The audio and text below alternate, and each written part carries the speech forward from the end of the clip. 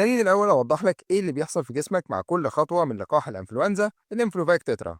ومن الآخر أنا بسطت ليك الموضوع في شكل حدوتة من 5 خطوات. أول حاجة البداية أو لقاء الجسم مع المعلم الصامت. الإنفلوفاك تترا مش فيروس حي، ده فيروس متفكك أو سبليت فيرون. ده اتفكك لقطع صغيرة من البروتينات الخارجية بس، وخصوصا بروتين اسمه HA أو الهيماجلوتينين.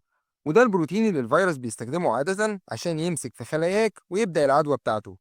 في الحقنة دي بندي جرعة بسيطة نص ملي فيها 4 أنواع من ال HA، 2 من فيروس ال A و2 من فيروس ال B.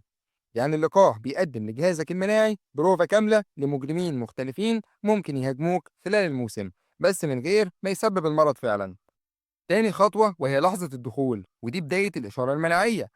أول ما اللقاح يدخل في عضلة الدراع اللي هي الدلتويد ماسل، الجسم بيتعامل مع المكونات كجسم غريب. وهنا بتبدأ الماكروفيج والدندريتك سيل إنها تروح ناحية مكان الحقنة. الخلايا دي بتاخد أجزاء من ال HA وتكسرها أكتر، وتبدأ عملية اسمها Antigen Processing and Presentation. يعني يعرضوا أجزاء البروتين على سطحهم باستخدام جزيئات اسمها MHC2. ببساطة كأنهم بيرفعوا صورة العدوى على لوحة إعلانات داخل جهازك المناعي، ويقولوا يا جماعة ده المطلوب القبض عليه. تالت خطوة وهي التشغيل المركزي أو تنشيط الجيش المناعي. الدندريتك سيلز بتتحرك لمراكز الغدد الليمفاوية القريبة، وهناك بتقابل خلايا التي هيلبر سي دي 4. لو لقت خلية التي الصورة دي مألوفة، بتنشط وتبدأ تصرخ بأوامر كيميائية اسمها السيتوكاينز، زي الانترلوكين 2 و4 و5. والنتيجة بيحصل تجنيد لخلايا جديدة. البي سيلز بتدخل في المشهد. كل خلية بي عندها مستقبلات مختلفة بتجرب تمسك بالاتش اي، ولما واحدة منهم تمسكه صح بتتنشط وتتحول لبلازما سيلز. الخلايا دي بقى بتفرز كميات ضخمة من الأجسام المضادة الاي جي جي المصممة خصيصا ضد نفس شكل الاتش اي. رابع خطوة بقى وإنها تتدرب على القتال أو بناء الذاكرة المناعية. بعد أيام لأسبوعين كمية الأجسام المضادة في دمك بتزيد وتستقر عند مستوى الحماية.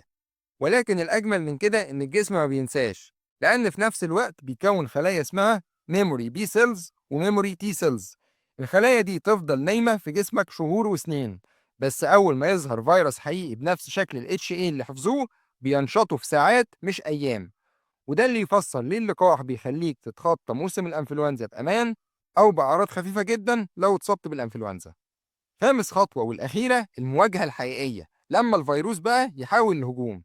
لو بعد فترة دخل فيروس انفلونزا فعلي، الأجسام المضادة الموجودة في دمك بتمسك بقى في الاتش اس بايكس بتاعته اللي على سطح الفيروس، وتمنعه من الالتصاق بالخلايا التنفسية.